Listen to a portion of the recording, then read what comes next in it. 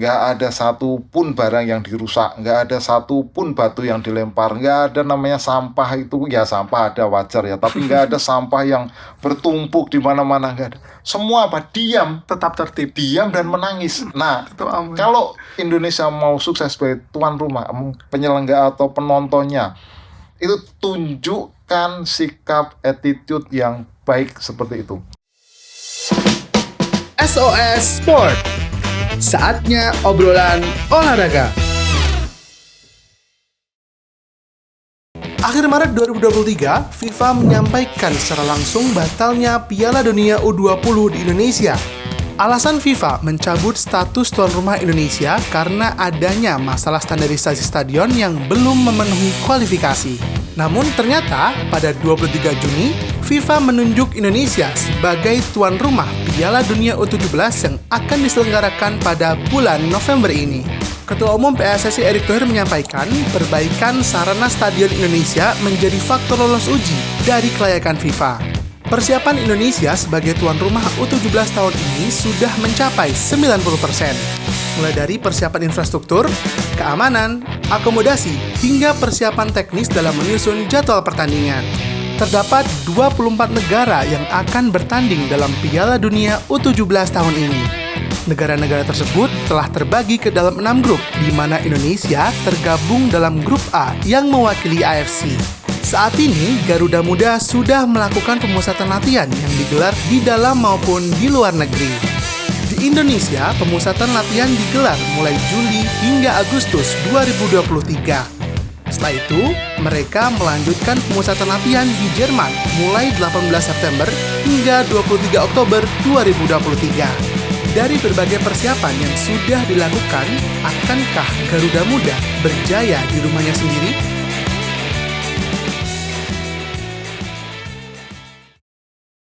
Halo Motion People, selamat datang di SOS Sport bersama saya Adam Yinandeas. Apa kabar semuanya? Semoga selalu sehat, selalu tenang di cuaca yang nggak tahu, lagi panas banget akhir-akhir ini, terutama di Jogja. Meskipun cuaca lagi panas-panasnya, semoga kita tetap dalam hati yang tenang, kepala yang tenang untuk menghadapi semua kegiatan Motion People hari ini. Oke, Motion People, SOS Sport hari ini, edisi kali ini kita akan ngobrol tentang Piala Dunia U17 yang akan digelar di Indonesia pada bulan November mendatang. Kira-kira sejauh apa sih persiapannya? Dan di studio SOS Sport hari ini sudah hadir tamu spesial, seorang pengamat sepak bola sekaligus editor-in-chief Brilio.net. Siapa sih kira-kira Motion People? Langsung aja kita sambutin dia, Bung Titis Widiatmoko. Halo Adam. Halo, salam Titis. olahraga. Salam olahraga. Iya. Selamat datang di studio SOS Sport. Ya, terima kasih. Perjalanannya lancar di studio? Lancar, ya lancar. Meskipun panas ya. Ya, panas banget akhir-akhir ini Motion People dan juga Bung Titis juga turut merasakan ya di Jogja, terutama lagi panas-panas banget ya. Iya, iya. Ya semoga ada hujan. Kemarin kan di beberapa daerah di Jogja juga sempat hujan, tapi di sini sepertinya juga belum kebagian hujan. Ya semoga bisa agak dinginan lah paling nggak ya Bung Titis ya. Ya, betul. Oke, Bung Titis sudah hadir di studio SOS Sport Motion People dan juga terima kasih sekali lagi kepada Bung Titis sudah hadir menyempatkan waktunya di SOS Sport pada hari ini. Oke, baiklah Bung Titis dan juga Motion People, kali ini kita akan ngobrol dan bahas tentang Piala Dunia U17 yang kebetulan digelar di Indonesia pada bulan November mendatang. Dan edisi tahun ini di Indonesia, Bung Titis dan juga Motion People, adalah merupakan edisi yang ke-19 setelah Piala Dunia U17 pertama kali digelar pada tahun 1985. Di Indonesia, Piala Dunia U17 ini diadakan di 4 kota, yaitu di Jakarta, Surabaya, Bandung, Surakarta, dan juga Jakarta, seperti itu. Dan ini merupakan pertama kalinya Indonesia menjadi tuan rumah turnamen FIFA, dan Piala Dunia U17 ini, FIFA ini merupakan pertama kalinya diadakan di Asia Tenggara. Waduh, bangga banget kita dipercaya sebagai pertama kali sebagai ajang yang cukup besar, cukup akbar sekelas Piala Dunia ini, Bung Titis ya. Ya, kalau di Asia sudah sering ya, termasuk di India. Dua gelaran sebelumnya di India. Tapi kalau di Asia Tenggara baru saat ini. Baru pertama kali diadakan event yang cukup besar ini ya. Semoga masyarakat juga turut menyaksikan, mendukung acara ini ya Bung Titis. Oke, berbagai macam persiapan juga sudah dilakukan pemerintah, mulai dari penyiapan infrastruktur dan juga fasilitas-fasilitas penunjang juga sudah dipersiapkan oleh pemerintah. Pun juga persiapan juga sudah dilaksanakan oleh adik-adik kita. Timnas U17 sudah melakukan training center atau pemusatan latihan juga semenjak bulan Juli lalu.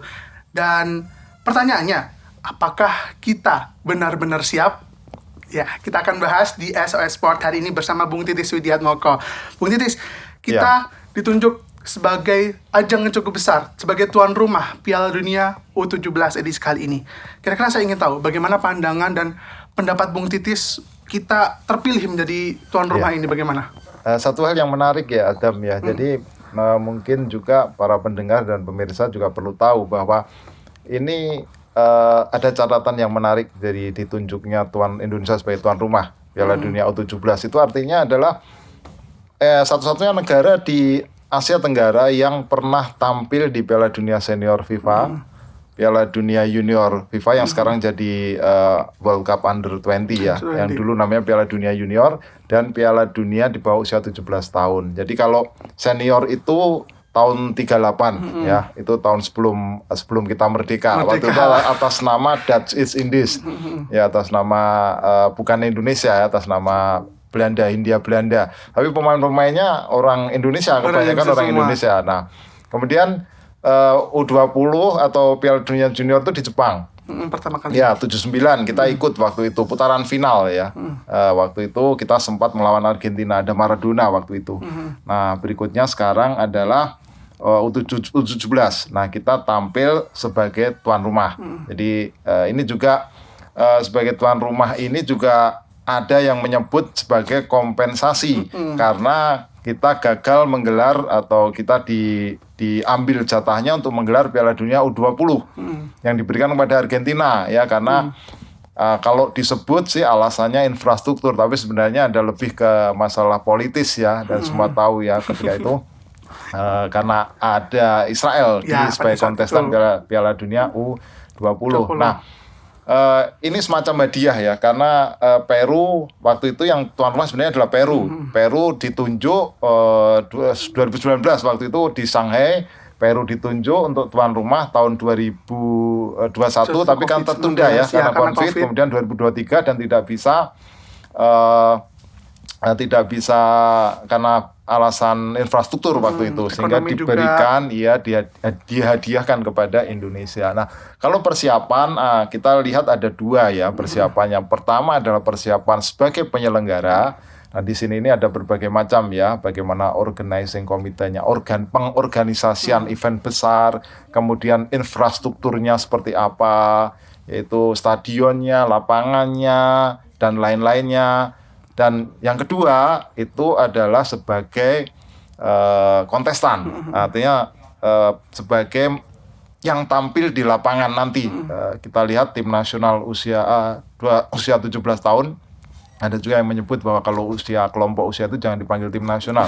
Tapi baiklah kita sebut sebagai Indonesia U17 ya, Indonesia U17 ya, itu persiapannya juga kita lihat sudah cukup serius.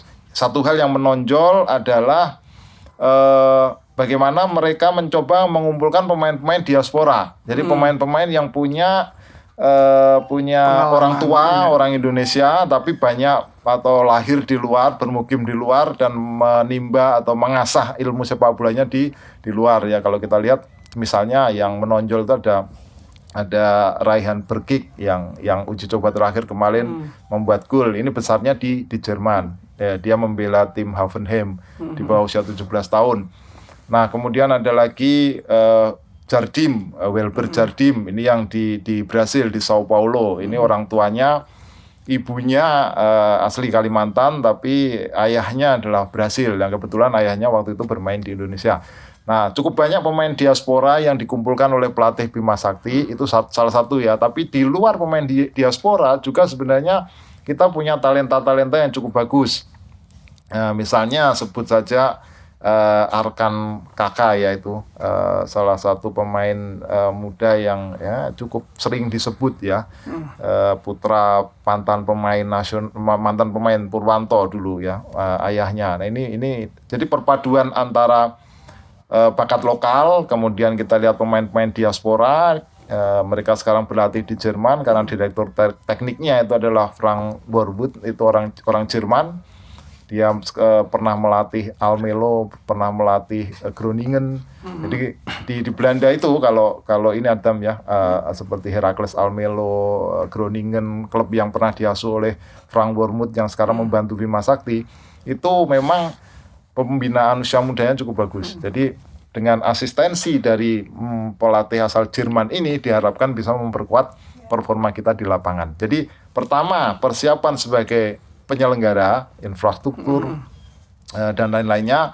Kemudian yang kedua persiapan sebagai peserta. Nah ini harus bisa, kalau bisa sukses dua-duanya ya. Jangan cuma satu yang sukses. Iya. Nah ini kalau bisa dua-duanya bisa. Setidaknya kita bisa lolos dari putaran grup. Oke, semoga kita lolos. Ya. Saya tertarik pada saat pemilihan Indonesia sebagai tuan rumah. Ini tuh pas setelah Bapak Erick Thohir menuju ke bertemu menghadap Bapak Presiden FIFA pada saat itu, dan setelah pertemuan itu Erick Thohir dan juga Bapak Presiden FIFA mengumumkan bahwa Indonesia menjadi U17. Ini artinya kan ada semacam lobby atau seperti apa? Iya, itu bahasanya adalah kompensasi ya. Bahasanya kayak semacam kompensasi. Karena apa? Karena kita itu nggak keluar uang nggak sedikit ya waktu kita bersiap sebagai tuan rumah U20 ya. Bayangkan betapa kita serius membenahi infrastruktur stadion, lapangannya, tapi tiba-tiba batal karena satu alasan politis ya waktu itu ya. Banyak yang menyebut alasannya infrastruktur, padahal sebenarnya infrastruktur kita kuat, cukup siap lah gitu kan. Malaysia aja pernah tuh jadi tuan rumah U20 ya. Masa kita nggak bisa ya, berarti ada alasan lain ya. Alasannya adalah lebih ke alasan politis. Jadi karena itu sehingga kemudian ya Peru nggak siap. Ya mau nggak mau daripada mencari yang lain yang baru, sudah siap lah ya, ini dan sudah siap. Ya dalam tempo yang sangat singkat. Ya Juni waktu itu Peru batal tuh Juni ya. Juni itu batal. Kemudian harus digelar November, bayangkan Juni, Juli, Agustus, September, Oktober, November, 5 bulan. Nggak mudah untuk mencari sebuah negara yang siap dalam tempo 5 bulan. Sehingga kemudian ditunjuklah Indonesia, ya kompensasi lah. Nah, kemudian terpilih 4 stadion. 4 stadion ini kita tahu, satu hal, pertama Gelora Bung Karno ya. Gelora Bung Karno itu adalah stadion dengan standar yang paling komplit yang dimiliki oleh Indonesia ya. Nah, tapi karena dipakai bertepatan dengan konser musik, sehingga harus mencari alternatif yang lain. Ya, terpilihlah kemudian Jakarta International Stadium, meskipun ada problem sedikit dengan rumput. Nah, sekarang rumputnya sedang diganti itu. Nah, kemudian Jalak Harupat itu kalau Adam tahu itu agak sedikit di luar Bandung. Jadi dia di Soreang ya, di Soreang, di pinggiran. Dan kalau Adam tahu juga stasiun kereta api cepat itu stasiunnya dekat dengan Soreang. Jadi secara transportasi kalau kita lihat kemarin di berita kan promosi dari Erick Thohir ke FIFA kan pakai kereta cepat aja dari Jakarta turun langsung cuma 30 menit gitu lah katakan. Turun di Tegaluar, dari Tegaluar udah langsung ke Soreang, ke Jalak Harupat. Nah itu juga saya pernah ke Jalak Harupat, itu juga kualitasnya bagus, rumputnya bagus, infrastrukturnya mendukung, Manahan juga sama, dan Gelora Bung Karno juga sama ya, stadion-stadion yang levelnya sudah cukup layak lah untuk menggelar turnamen FIFA ya, turnamen sebesar Piala Dunia di bawah usia 17 tahun. Oke, jadi memang Bung Titis melihatnya seluruh stadion di 4 kota ini sudah cukup siap untuk menyelenggarakan Piala Dunia, ajang sebesar Piala Dunia. Iya, betul. Terus lalu Bung Titis, saya ingin tanya, kan kira-kira pada tahun 2018 lalu kita juga sudah dipercaya sebagai Asian Games tahun 2018. Itu juga cukup besar. Apakah ini juga melihat Presiden FIFA melihat, oh Indonesia pernah jadi Asian Games nih tahun 2018 itu juga, oh berarti mereka siap nih. Apakah hal-hal tersebut, katakanlah portofolio Indonesia tersebut bisa cukup dilihat oleh Presiden FIFA pada saat itu? Iya, pastinya. Apalagi kalau kita melihat kan ekonomi kita kan semakin kesini kan semakin maju ya. Dan 2018 kita sudah mampu mempertontonkan bagaimana pembukaannya waktu itu. Kalau Adam lihat Asian Games itu pembukanya wow, megah ya. pujiannya luar biasa kan waktu itu. Dan di lapangan juga kita sukses kan. Iya. Di lapangan sukses, sebagai penyelenggara juga sukses. Jadi itu menjadi salah satu faktor, termasuk juga kenapa kita juga berani untuk bidding Olimpiade. Misalnya sempat ada pernyataan ya, kita berani bidding Olimpiade, dan kemudian kita menang bidding U20, dan bahkan ada juga suara bagaimana kalau Asia Tenggara, Australia, Indonesia, Singapura, Malaysia ini kita bikin Piala Dunia Senior 34 ya, 2034 ya. 2024 kemarin mau kolaps bersama Malaysia juga kabarnya. Nah, artinya sebenarnya kita itu sudah siap ya, sudah siap. Dan yang penting sebenarnya kalau Piala Dunia, saya pernah meliput Piala Dunia itu, saya liput 2 kali di Afrika Selatan dan di Jerman. Yang penting sebenarnya dalam sebuah pengorganisasian turnamen besar itu adalah mobilitasnya. Jadi mobilitas itu jangan sampai ada kendala, ada hambatan. Jadi infrastruktur transportasi itu harus penting, harus menjadi sesuatu yang nomor 1. Nah, itu yang saya lihat betul-betul misalnya di Afrika Selatan, bagaimana mereka harus keluar anggaran. Jadi kalau sebuah negara ingin menjadi host Piala Dunia, itu yang paling banyak keluar uangnya sebenarnya itu adalah infrastruktur untuk mobilitas menuju ke untuk lokasi transportasi. arena. Jadi untuk bagaimana fans, bagaimana tim itu bisa berpindah dari kota ke kota dengan cepat. Dengan yang mungkin mobilitasnya juga cukup besar, betul. Fansnya juga tidak mobilitas lebih baik lah daripada bisa di satu kota atau dari stadion betul. yang lain. Jadi kan pindah ke satu kota ke kota lain itu bisa dinikmati dengan cepat. Nah, saya di Afrika Selatan juga merasakan hal yang sama. Bagaimana infrastrukturnya sudah cukup bagus.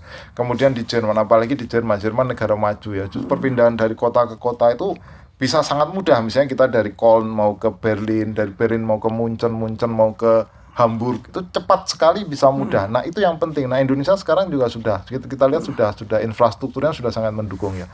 Dari Jakarta mau ke Solo, mau pesawat bisa, kereta bisa. Jakarta mau ke Bandung, kereta cepat bisa, pesawat juga bisa, Surabaya apalagi. Nah, itulah yang membuat kenapa alasan 4 kota city host itu ada di Jawa. Ya, meskipun ada pertanyaan ya, kenapa kok semuanya di Jawa? Sentris Iya, gitu Jawa kan, sentris. Kan di luar juga banyak stadion bagus, ada Jakabaring di Palembang, ada Gelora Dipta di Bali, itu kan juga stadion sudah berstandar FIFA standar kan sebenarnya. FIFA yang bagus. Tapi kok kenapa di Jawa? Ya lebih karena itu tadi yang saya bilang, mobilitas, memudahkan mobilitas. Berarti dari Bung Titis lihatnya kepemilihan 4 kota, Jakarta, Bandung, Solo, dan juga Surabaya ini, menurut Bung Titis apakah sudah pas sih? Iya, saya pikir sudah pas ya. Kalau saya lihat dari pemilihan stadionnya sudah, kemudian kotanya juga, itu juga dihitung loh. Ada berapa 5-star hotel di situ, itu semuanya dihitung ya, fasilitas penunjangnya itu dihitung semua. Dan kita lihat kan kota-kota penyelenggara itu kan ada semua ya, ada semua. Kalau yang di Soreang kan yang dilihat bukan Soreangnya tapi Bandungnya atau Jakartanya, kan toh 45 menit sudah sampai ke Jakarta. Jadi semua itu bisa ya, meskipun kalau ada beberapa misalnya kayak di Surabaya itu katanya bau sampah gitu ya, tapi kan pasti ada solusi lah untuk hal seperti itu. Baik, Bung Titis, kita bicara tentang renovasi dan juga pembangunan fasilitas penunjang dari Piala Dunia ini. Pemerintah menggelontorkan 400 miliar, Bung Titis. Iya. Itu menurut Bung Titis, ya itu biaya yang sangat fantastis, cukup besar untuk kita. Iya. Menurut Bung Titis, apakah itu seperti pemborosan atau seperti apa Bung Titis lihatnya? Iya. Saya pikir kalau sebuah negara sepak bolanya mau maju ya harus keluar duit banyak gitu. Nah, Adam, saya pernah meliput latihan tim nasional kita tahun 2006 di Belanda. Waktu itu persiapan untuk Asian Games 2006 di Doha. Jadi latihan ya, pelatihnya waktu itu orang Belanda. Pelatihnya itu saya wawancara sama pelatihnya, pelatih yang saya lupa ya namanya lupa. Dia yang mengorbitkan Van Basten, Klaas-Jan Huntelaar itu dia mengorbitkan. Jadi kita latihan di sebuah kota kecil gitu dekat Groningen. Anda tahu berapa jumlah lapangan di situ? di tempat latihan tim nasional itu ada 7 lapangan sepak bola, semuanya Untuk- standar internasional untuk latihan, latihan mereka. latihan saja. Itu baru di satu tempat ya. Belum, saya pernah lewat. Jadi di sisi sebuah highway gitu, jalan raya gitu lewat ada ada lapangan pusat latihan. Ada 17 lapangan saya itu. 17 lapangan itu di Belanda. Itu yang menjelaskan kenapa Belanda, negara kecil, populasi penduduknya sedikit. Kemudian Belgia, Belanda, Prancis, Jerman, negara-negara Eropa kan populasinya kecil ya. Uruguay misalnya populasinya kecil. Kenapa sepak bola yang bisa maju? Karena infrastrukturnya menunjang, bagus Bagus dan sekali. menunjang. Gitu. Di sini kalau Anda lihat di sini lapangan di kecamatan boncel di mana-mana. Ya, pelatih, saya wawancara pelatih itu. Saya tanya, Bapak, apa yang Anda lihat? Kelemahan apa yang Anda lihat dari pemain Indonesia? Jadi dia bilang gini, pemain Indonesia itu kalau menggiring bola matanya melihat ke bawah. Ya. Kenapa? Kenapa pemain Indonesia kalau menggiring bola matanya melihat ke bawah? Karena dia tahu lapangannya hancur. Jadi gimana supaya lihat ke lapangannya. iya, jadi gimana supaya bola Biar itu gak masih jatuh. nempel di kaki dia gitu. Nah, kan kalau di luar kan gak kayak gitu, lapangan kan mulus ya, mulus. Jadi kalau ada melihat pemain-pemain bola internasional itu kan bagaimana pemain hebat adalah mereka yang bisa mengambil keputusan dalam split second. Jadi di bawah 1 detik itu harus ambil keputusan, lihat Mau seperti apa? scanning temennya di mana, kanan kiri ada temen nggak, langsung lepas bola, umpan. Jadi dia nggak perlu ngelihat bola, nggak perlu lihat bawah gitu kan. Dia sambil lari gitu lihat temen diumpan ya karena lapangannya mulus gitu. Nah di sini nggak, lapangan kan boncel-boncel ya. Nah infrastruktur itu penting, paling penting kalau saya bilang. Paling penting itu infrastruktur. Jadi kalau ada pertanyaan, perlu nggak gimana kalau kita mengeluarkan biaya sebesar itu untuk infrastruktur olahraga? Ya nggak masalah. Sebuah negara kalau olahraganya mau maju ya harus keluar uang. Katakanlah harus modal lah Iya seperti itu. betul, ya harus modal. Itu satu hal. Yang berikutnya adalah pembinaan usia dini. Nah pembinaan usia dini sejauh yang saya tahu, yang saya lihat, pengalaman saya meliput, apa yang saya baca, apa ya dari narasumber yang saya wawancarai, di mana-mana itu pembinaan sepak bola itu berjenjang, berjenjang ya. Kalau kita lihat misalnya kalau yang saya lihat ya di mana namanya di Groningen saya pelajari kayak gitu tuh. Jadi mereka itu dari 8, 12, 14, 16, 18, 20, 23. Jadi berjenjang. Berjenjang Iya, terus-menerus. berjenjang. Jadi nanti mau tim 16 tuh mau ambil 14 ya ambil. Dari 14 mau ambil bibit ya ambil dari yang 12 gitu.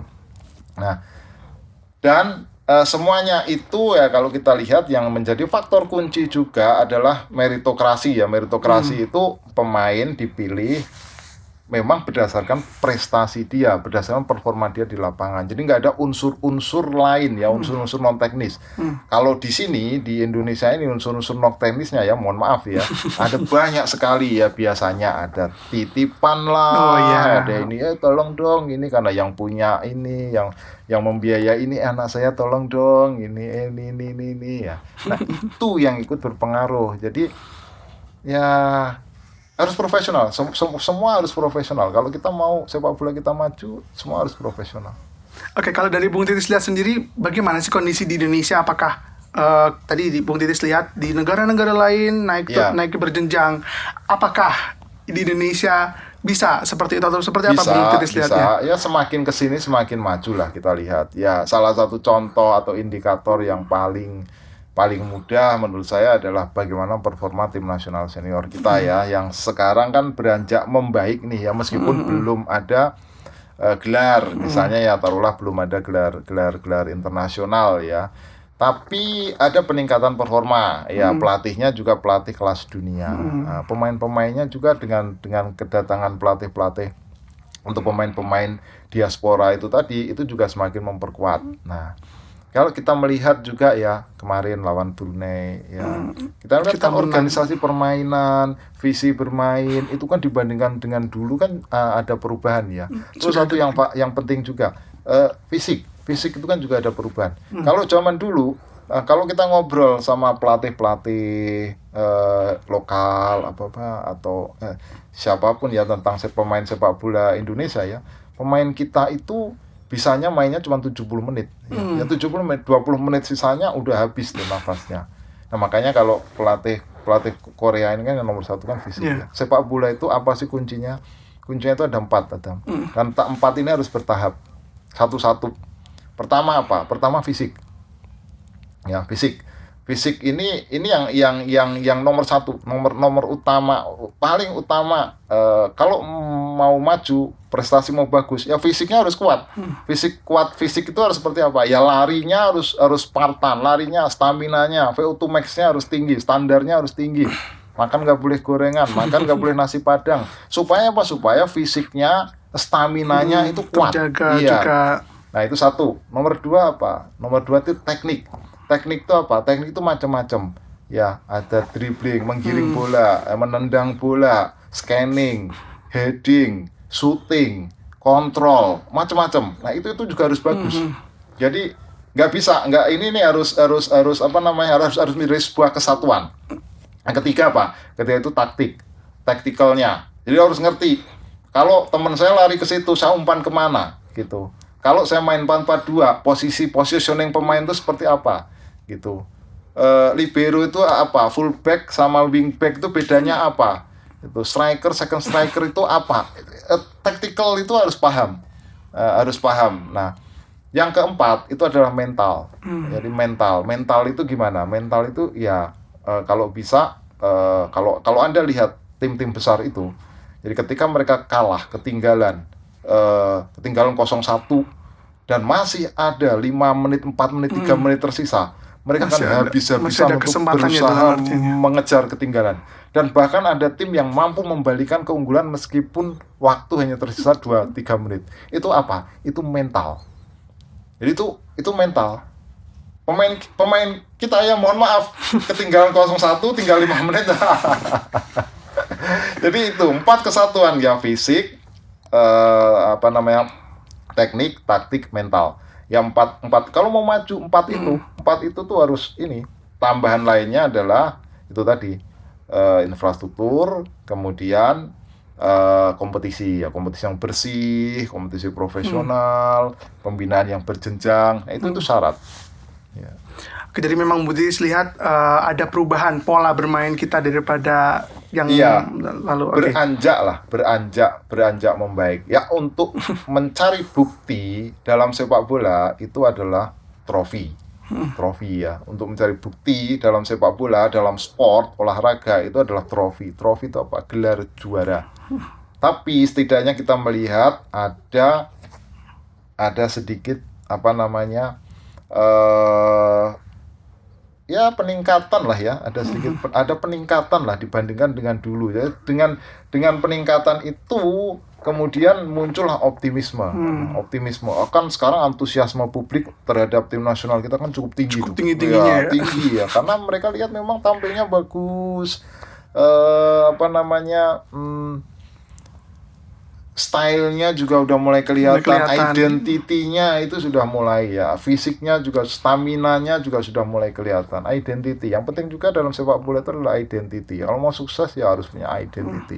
Identity itu apa? Salah satu contoh identity itu apa? Italia identitinya apa? Bertahan. Nah, kemudian Brasil itu identitinya apa? Identitinya adalah bermain cantik, tik-tak, 1-2, umpan pendek, kayak gitu. Kemudian Jerman itu apa? Staying power. Nah, itu identity. Semakin sebuah tim itu memiliki identitas dalam bermain, itu semakin dia akan ditakuti. Oke. Baik. Bung Titis, mungkin kita hold dulu karena ada pertanyaan Bung Titis dan juga Motion People. Kita kebetulan juga sedang membuka pertanyaan di Instagram dan kebetulan sudah ada masuk 2 pertanyaan dari teman-teman atau Motion People semuanya. Mungkin yang pertama dari @AISTRW. Ini kita bacakan bareng-bareng ya Bung Titis ya. Silakan. Ais bertanya, @AISTRW ini bertanya kalau misalkan bagaimana peran masyarakat dalam mendukung suksesnya penyelenggaraan Piala Dunia U17 ini. Kira-kira kita, bagi mungkin masyarakat itu, dukungnya gimana masyarakat ini? Nah, saya punya cerita nih. Jadi saya suatu hari, saya datang pada waktu Jerman menjadi tuan rumah semifinal Piala Dunia 2006 2006. melawan Italia. Itu pertandingannya di Dortmund, ya, di Westfalen Stadium ya, di Dortmund. Jadi saya salah satu yang ada di stadion waktu itu. Di luar stadion itu mungkin ada sekitar 500.000 orang Jerman yang ada di sekitar stadion di Dortmund waktu itu. Jadi jam 9 pagi, pertandingan itu sore jam 5 ya, jam 5 sore waktu sana. Jam pagi itu Sudah rame. putih semuanya di mana-mana, kan kostum Jerman itu kan Iya. putih ya. Udah putih di mana-mana, itu putih. 500.000 orang keluar. Antusiasme tinggi sekali. Nah, kemudian pertandingan waktu itu Anda tahu hasilnya. Jerman kalah dari Italia di kandang sendiri di hadapan puluhan ribu ribu orang di masyarakat. stadion. Di luar itu ada 500.000 orang.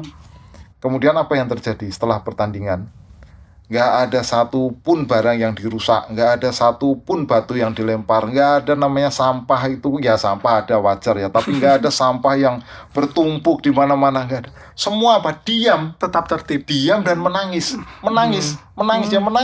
ya banyak sekali orang menangis itu, kita lihat itu di jalan-jalan itu menangis banyak sekali, apalagi di dalam stadion, karena kekalahannya sangat menyakitkan. Kekalahan di perpanjangan waktu, golnya waktu itu saya masih ingat sekali, golnya Fabio Grosso ya, kalau di menit-menit terakhir di perpanjangan waktu ya, itu kan kalah yang sangat menyesalkan. Tapi apa yang kita lihat penontonnya semuanya tertib, pulang damai. Damai. Nah, Itu aman. kalau Indonesia mau sukses sebagai tuan rumah, penyelenggara atau penontonnya, itu tunjukkan sikap attitude yang baik seperti itu. Kalau kalah ya jangan kamu hilangkanlah itu tuh sikap-sikap yang kalau di kita ini kan kalau kalah lempar batu, bakar ini, bakar stadion, waduh itu. Kalau mau jadi tuan rumah yang baik, sesimpel itu, as simple as that. Udahlah, nggak usah itu yang namanya namanya sport itu ada kalah ada menang ya. Kalah itu biasa ya, menang itu biasa ya, kalau bisa menang ya, tapi kalau kalah itu biasa. Kalau menang semua ya nggak ada yang namanya sport menang semua, menang terus itu nggak ada. Bahkan tim yang menang terus pun ada suatu kalanya mereka akan jatuh, akan kalah. Tapi sport itu intinya apa? Intinya ketika Anda menang, Anda jangan jumawa, dan ketika Anda jatuh atau kalah, bagaimana Anda bisa bangkit kembali untuk menang. Nah, kalau di kita, kalau bisa mentalitas itu seperti itu sudah menjadi tuan rumah yang bagus. Kalau kalah ya udah kalah ya, memang kalah. Kalau kita kualitasnya memang masih tertinggal dari lawannya ya, nggak usah marah juga. gitu. Ya, nggak usah bakar-bakar, nggak usah lempar-lempar, malu-maluin lah. Apalagi eventnya adalah Piala Dunia. Gitu Adam kira-kira. Oke, itu tadi dari Ya, Ais. ya, Lalu memang kita harus ya dengan mendukung, tapi dengan harus tetap Attitude tertib yang bagus, dan attitude ya. yang bagus. Ya meskipun kalah ya wajar, perbaiki. Ya. Berarti untuk evaluasi Dan di bikin pertandingan. stadion itu menjadi sesuatu yang seperti kalau lawan itu bilang ini seperti hell gitu, seperti neraka. Bikin ciptakan stadion yang bisa memberikan efek gentar, deteran efek ya, efek gentar kepada lawan. Itu yang harus dibuat. Caranya gimana? Nyanyilah terus gitu. Terus meskipun kita diserang, meskipun kita kebobolan, ya nyanyilah terus, dukung tim nasional. Ya itu, ketika kalah ya udah, jangan marah. Nah, penonton itu akan penting sekali ya. Meskipun banyak yang bilang penonton itu seperti pisau bermata dua, satu sisi dia bisa membebani mental, tetapi saya melihat bahwa penonton itu lebih sebagai pemain ke-12. Ini adalah mereka yang bisa mendukung performa tim nasional kita menjadi lebih baik. Oke, berarti memang Bung Titis mendukung untuk perubahan itu biar kita lebih baik lagi yang akan datang. Oke, Bung Titis, lanjut kita ke pertanyaan yang kedua dari @ayuika08. Ini dia bertanya, Bung Titis, bagaimana penyelenggaraan Piala Dunia U17 ini mempengaruhi pertumbuhan ekonomi di daerah sekitar stadion? Ya pasti ya, kalau kita lihat kalau ada itu sudah hukum alam lah. Hukum alam bagaimana sebuah negara itu menggelar sporting event ya. Sudah pasti devisa itu masuk ya. Pertama dari fans dari negara-negara lain, pariwisatanya ikut terangkat, itu sudah otomatis, sudah otomatis. Hanya yang perlu dijaga itu tadi, jangan sampai kita itu memperlihatkan citra sebagai tuan rumah yang buruk. Ya di kedatangan, di imigrasi kayak gitu sudah dimulai di situ. Itu ya jangan ya praktek-praktek praktek-praktek imigrasi yang nggak ada senyum kayak gitu-gitu tuh.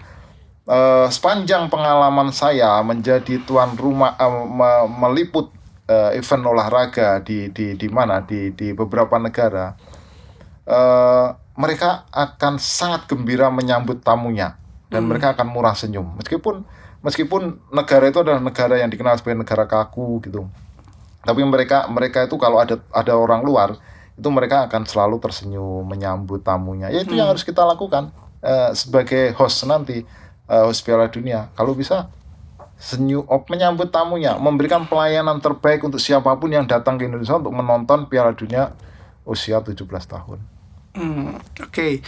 Jadi memang dari Bung Titis sendiri melihat kalau misalkan kita harus sambut yang akan datang tamu-tamu kita ke Indonesia, Betul. ke kota-kota yang akan dikunjungi oleh timnas kita. Iya. Oke. Dan Bung Titis sendiri, kita kemarin kan sudah drawing dari Iya. U17 ini, dan kita berada satu tim bersama dengan Ekuador, Iya. Panama, dan juga Maroko. Kira-kira seberapa besar kans kita untuk bisa melawan mereka ini dari Ya, Bung Titis jadi sendiri? pendengar dan pemirsa juga perlu tahu ya, Adam juga perlu tahu bahwa di turnamen di bawah usia itu nggak seperti timnas senior. Jadi persaingannya nggak bisa disamakan 100%. Tapi kebanyakan itu kekuatannya cenderung berimbang ya. Jadi di situ tuh istilah football powerhouse itu bisa jadi sesuatu yang kabur. Jadi football powerhouse itu seperti ini. Kekuatan utama sepak bola. Contohnya kekuatan utama sepak bola itu apa? Contohnya adalah Brasil, Argentina, Jerman, kemudian Prancis. Itu negara-negara sudah menjadi langganan juara Piala Dunia senior ya. Itu namanya football powerhouse. Di kelompok junior itu biasanya nggak berlaku. Biasanya istilah football powerhouse itu contohnya apa? Contoh sederhananya adalah kalau kita lihat tim yang paling banyak juara di Piala Dunia U17 itu apa sih? Ya ternyata Nigeria gitu kan. Nigeria. Bahkan di beberapa final yang lalu, finalnya itu sama tim Afrika ya, dengan Mali gitu. Nah, artinya di situ kan tim-tim dengan nama besar yang lain kan berarti sudah tersisih ya. Kita nggak tahu mereka tersisih di putaran apa. Nah, Nigeria, Meksiko ini cukup sering ya, Meksiko. Tapi di Piala Dunia senior kan Meksiko nggak pernah gitu kan, juara gitu. Yang juara Piala Dunia senior kan ya itu aja kan ya. Nah, kalau ditanya peluang Indonesia nanti seperti apa? Ya dengan tuan rumah ini harapan saya adalah mereka setidaknya bisa lolos dari putaran grup. Bagaimana caranya? Kalau nggak bisa juara grup, ya runner up grup. Kalau nggak bisa runner up grup, ya peringkat ketiga terbaik. Karena kan 24 tim ya. 24 tim untuk bisa ke berdelapan final itu kan pasti harus mengambil peringkat terbaiknya ya. Ada peringkat 3 terbaiknya harus ada yang diambil ya. 24 kan dibagi 4 kan 6. 6 berarti ada 6 lolos, berarti kan 12, ada 4 peringkat ketiga terbaik yang diambil. Nah, peluang itu terbuka dengan catatan di partai pertama bisa mengambil poin dari Ekuador. Ya Ekuador ini kan tim yang secara historis adalah tim Amerika Selatan yang cukup diperhitungkan. Nah, kita lihat ya, selain Brasil, Argentina, Chile, kemudian ada Ekuador, ini kan juga lumayan sering ya, lumayan banyak menghasilkan pemain-pemain bagus. Nah, setelah itu kalau bisa ambil poin dari Ekuador, kemudian berpikirlah serius sekali untuk bisa mengalahkan Panama. Karena Panama ini tim dari Amerika Tengah. Amerika Tengah itu CONCACAF ya, CONCACAF. Nah, CONCACAF, tim-tim CONCACAF ini biasanya selain Meksiko, Amerika Tengah itu biasanya tim-tim seperti Meksiko, USA, Guatemala, Costa Rica, Panama, kayak gitu-gitu. Dalam sepak bola kekuatan mereka masuk level bukan top level lah ya. Nah, kesempatan untuk ambil 3 poin itu dari Panama. Ambillah dari Panama itu. Barulah di pertandingan terakhir, nah ini udah mulai berpikir mati-matian bagaimana untuk bisa mengalahkan atau mengambil poin dari Maroko. Ya Maroko tim bagus ya menurut saya ya, di Piala Dunia Senior kemarin kan mereka juga kejutan.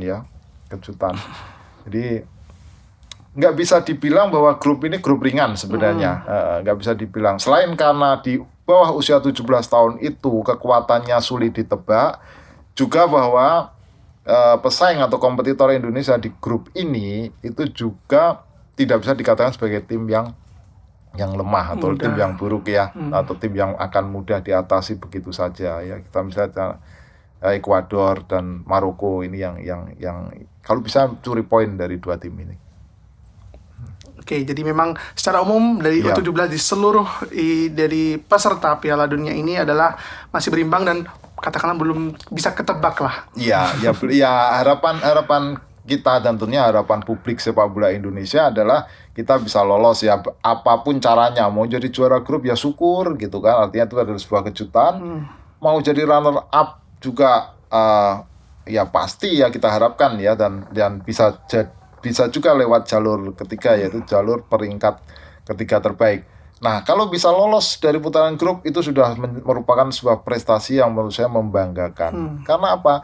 Karena ya sepak bola Indonesia, mohon maaf ya, sepak bola Indonesia kalau kita lihat standar dunia kan ya masih belum begitu diperhitungkan gitu kan.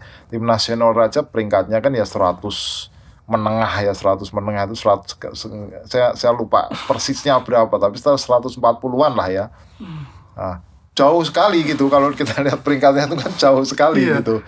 Nah, jadi kalau bisa lolos ke putaran berikutnya itu sudah prestasi yang saya pikir prestasi yang brilian. Oke, Bung Titis, Piala Dunia ini kan tekanannya bagi adik-adik kita di U17 kan cukup besar. Semua masyarakat tertuju ke mereka yang akan datang di November nanti.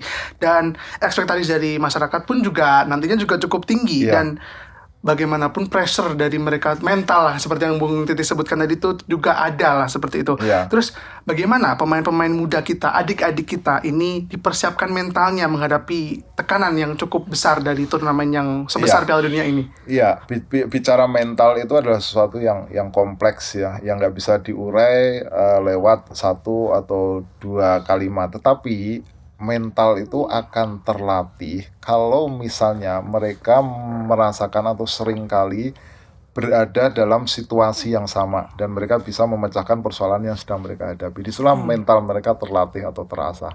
Nah, kalau saya bilang bagaimana atau cara atau bagaimana supaya mereka nggak terbebani, ya main relax ya. Saya ngomong seperti ini sepertinya mudah ya, tapi yang ngejalanin ini susahnya setengah mati ya. Susahnya setengah mati. Relax dari mana gitu kan. Bayangkan 17 tahun kita waktu itu 17 tahun itu SMA kita masih nongkrong di pinggir jalan, tapi mereka membawa nama negara di sebuah event di mana Indonesia menjadi tuan rumah. Itu kan sebuah beban yang berat sekali ya. Berat sekali. Jadi ya kalau kita bisa ngomong secara sederhana ya relax saja, jangan jadikan ekspektasi publik itu sebagai beban, tapi jadikan itu sebagai pendorong ya. Pisau bermata dua itu tadi, jangan jadikan itu sebagai sesuatu yang memberatkan, tetapi jadikan dukungan penonton itu sebagai pemain ke-12. Pemain ke-12 itu yang menyalakan semangat mereka, apalagi mulainya startnya itu adalah 10 November di Surabaya. Adam tahu 10 November itu adalah Hari Pahlawan. Iya, di mana dulu kalau kita lihat pertempuran di Surabaya itu bagaimana dengan senjata seadanya, ala kadarnya, bambu runcing, bagaimana kita bisa memberikan perlawanan luar biasa kepada tentara sekutu. Itu yang harusnya diambil. Jadi semangat arek-arek Surabaya itu, semangat di Hari Pahlawan itu, ayo ditumpahkan di lapangan dan berikan yang terbaik. Jangan jadikan dukungan penonton itu sebagai beban. Jangan jadikan dukungan publik itu sebagai beban, tapi jadikan mereka sebagai pemain ke-12. Oke, dan semoga adik-adik kita nanti bisa memberikan yang terbaik dan tetap tampil prima di Piala Dunia nanti. Terakhir Bung Titis, kira-kira apa pesan untuk PSSI dan juga mungkin pecinta sepak bola Indonesia yang lagi mungkin menanti-nantikan keberhasilan timnas kita, adik-adik kita di U17 ini di Piala Dunia? Usia muda, sepak bola usia muda itu adalah awal.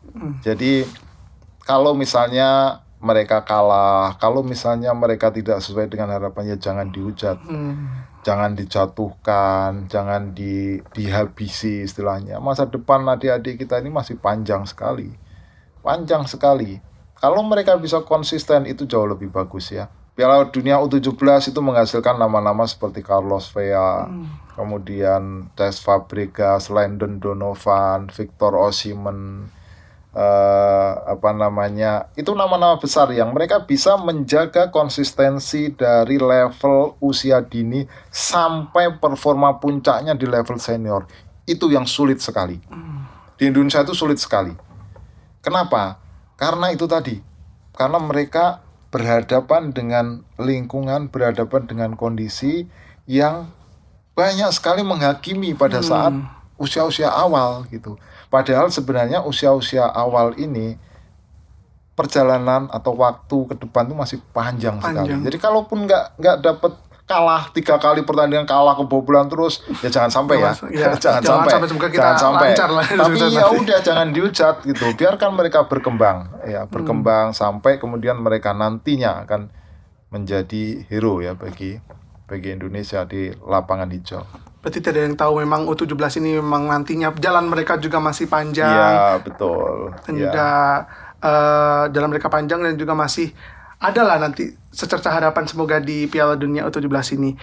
Bung Titis, terima kasih banyak sudah hadir di SOS Sport hari ini. Semoga kita bisa mampir dan ngobrol-ngobrol lagi di SOS Sport berikutnya. Siap. Sukses buat Bung Titis. Sama-sama, sukses juga buat Adam. Oke, baiklah. Demikian Motion People SOS Sport kali ini mewakili kru yang bertugas. Aku Adam Fairuz Nandias mengucapin terima kasih dan sampai jumpa di SOS Sport berikutnya. SOS Sport. Saatnya obrolan olahraga.